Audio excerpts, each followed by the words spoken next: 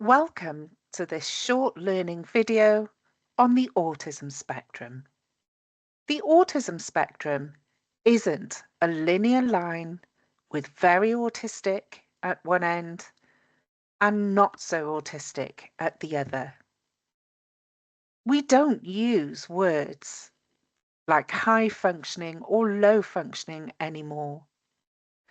Functioning labels really do cause damage to the autistic community and often mean that if you assume a whole person is high or low functioning, you overlook somebody's real potential or their support needs. So instead, the autism spectrum can be thought of as a sphere. And if you think of this sphere and our skills and abilities, which you can see here, we've labelled around the outside, then everybody who's autistic, although they have common differences from autistic people, will have a different level of skill and ability in each of these areas. So the example we've shown here is for somebody called Chris.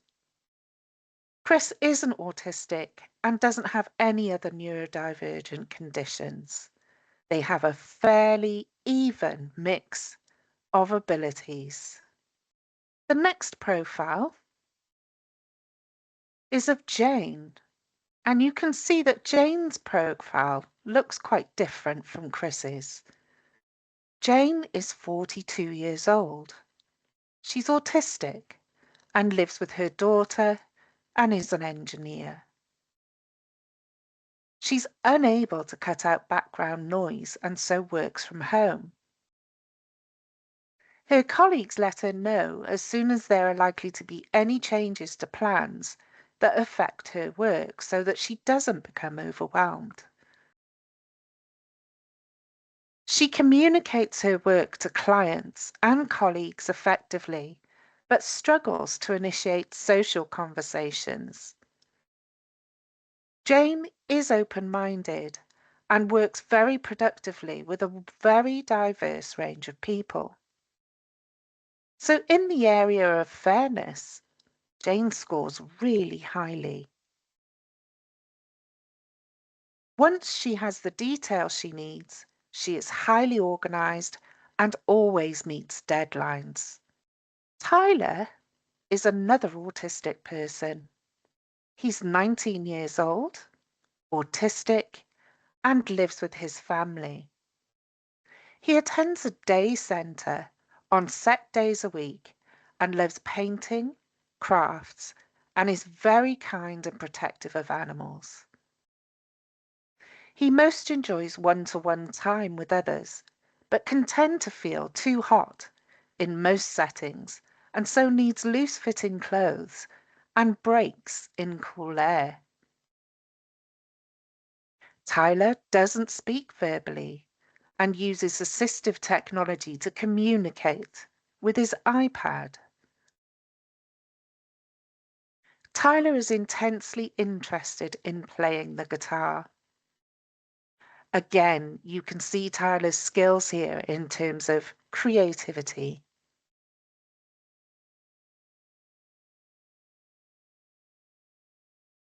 So, autistic people tend to have what we call a spikey ability profile.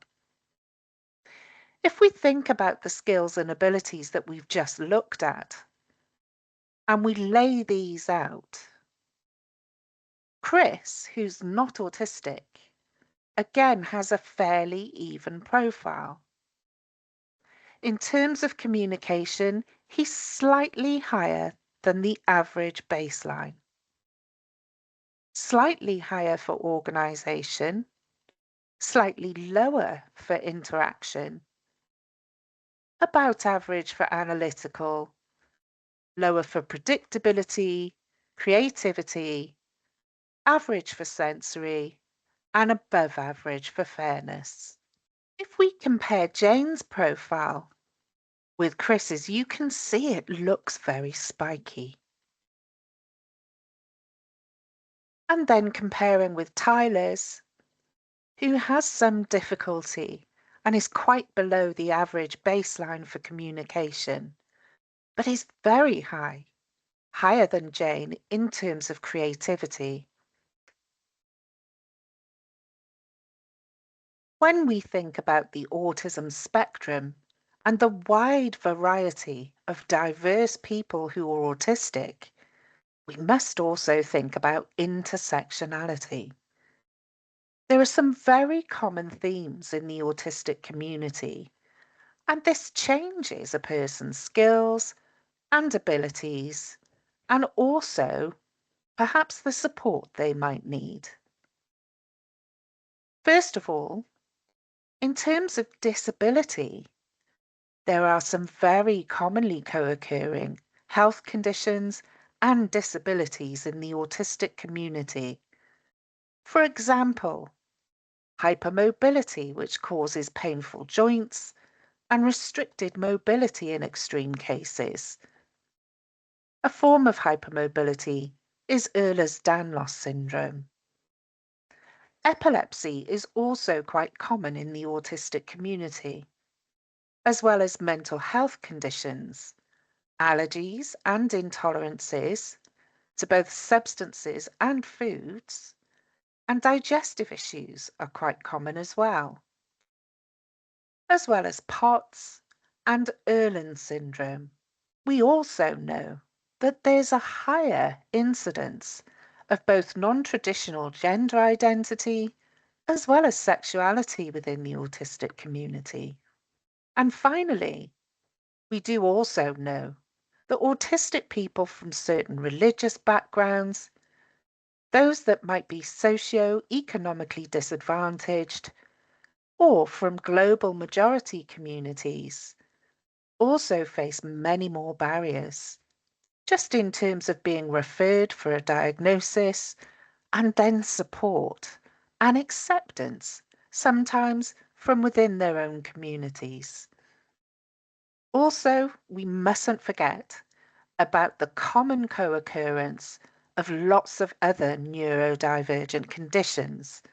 We often call this the neurodivergent mix, and also the higher rates in the autistic community of a separately diagnosed intellectual disability.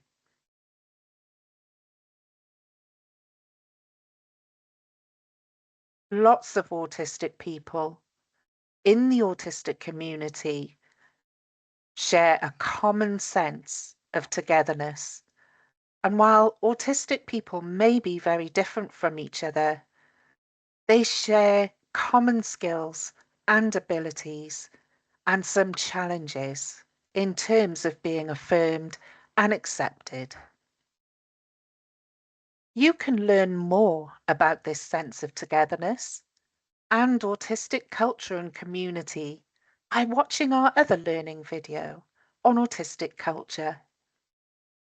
Thanks very much for listening today, and please do check out our other videos.